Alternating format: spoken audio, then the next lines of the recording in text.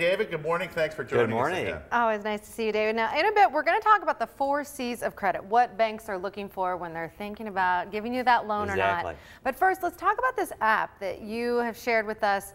It kind of is great for people like me who I don't really know much about the stock market at all.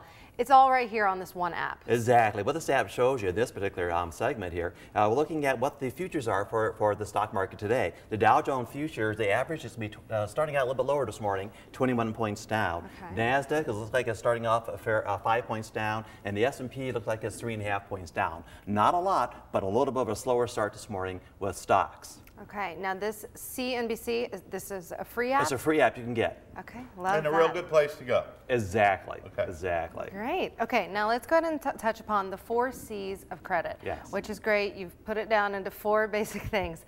Character, explain that to me. Character is basically your credit, your score, in terms of how well you pay your bills and your credit worthiness. And there's different levels too as to how we segregate your credit score, your range, as to what type of rate you're going to get. The higher the score, the better rate that you're going to get. Anything over 700 is a good credit score. That's going to get you your best rate. Okay. And anything below 640 is a subprime. All right. Capacity. Capacity. Now, this is the measure of your ability, can you afford this new payment that you're getting.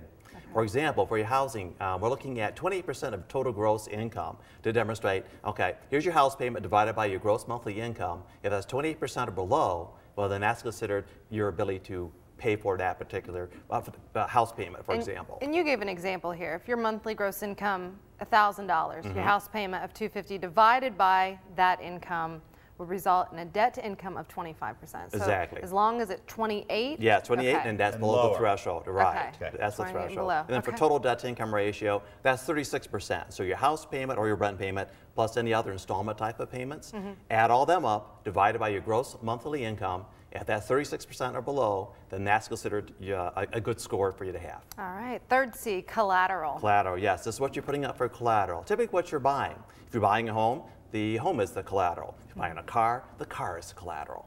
So depending upon your credit score, you may or may not have to put a down payment. On a house, you're going to put some money down one way or another. 20%, 80-20 is typically the standard. But if you go FHA, for example, you can get as low as 3.5% down. Okay, yeah, because I've seen how sometimes, like, if you've got good credit, they don't even expect you to put, like you were saying, anything down. Well, now they're going to. That's the way it used to be. Used to be, yeah. Times have changed. That's right. Okay, all right. And finally, our 4th C, we want to get to capital. Right. Do you have money for that down payment? Do you have money to close on that particular home? Do you have money to fall back on in the event that you lose your income source? And can you still make the payment? So those are the 4 C's we look at. Which is a sad reality these days. All of a sudden people are losing their job without a moment's notice. Exactly. So, all right, the 4 C's of credit. We certainly appreciate it. Again, the app is CNBC and it's free. Can't go wrong there. So definitely a lot of great things, David, and you'll be back again next hour. We'll talk a little bit more. It's time for Money Monday. That's right. David Seeger from Great Lakes Credit Union joins us once again. David, all right, so we're talking today what banks are basically evaluating you on if you go and apply for a loan. Of course, that's a nervous feeling. You're wondering the ups and downs of it all. But first, before we get to that, let's talk about this app that is free, which we love hearing that, a CNBC app. Now, what all is in this app that you recommend so strongly? Well, what we're looking at right now is the futures market. Well, this is an indication where the market will open this morning. The Dow future looked like it's going to be down 19. That's changed from the last hour. There's some jitteriness about what's going on in Europe right now, so that's affecting the market. NASDAQ down by 4, as well as the S&P also down by 3. Not much, but some. So we're going to have a slower start this morning. Is it Europe, or is it unrest in the Middle East, or a combination of the two? Well, right now Europe, because the European ministers met over the weekend. They were somewhat indecisive. It spooked the markets a little bit. Europe as well as our futures. Right.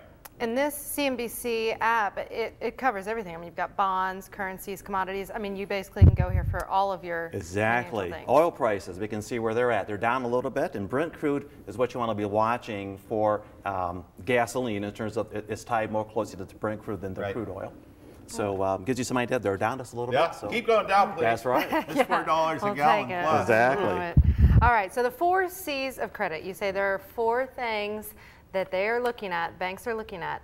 Let's start basically with your character. That's how well you pay your debt. Exactly. That's your credit score. And we put different, there's different levels of credit scores that we look at in terms of giving you a rate. If your credit score is above 700, that's the best rate you can get. If it's below 640, it's more like a subprime type of a loan that you would get in terms of interest rate. And then you're going to end up paying more if you have the lower. Exactly, Right. exactly. All right, capacity. That's the measure of your ability to make the payment. Do you have enough disposable income in order to make the payment? The ratios that we look at are 28% for housing and 36% for your total debts. If you, for example, that's if you had, housing, car yes, payment, exactly. food, And or is it all stuff that's just on credit? All credit, like Okay. a Visa card, things of that nature. Okay. So if you have $1,000 a month that you made for your gross amount of income, and let's say your payment was $250 for your rent or your house payment, so divide the $250 by 1,000 is 25%, so you're below that 28% threshold. So that gives you some idea how it's calculated. Okay.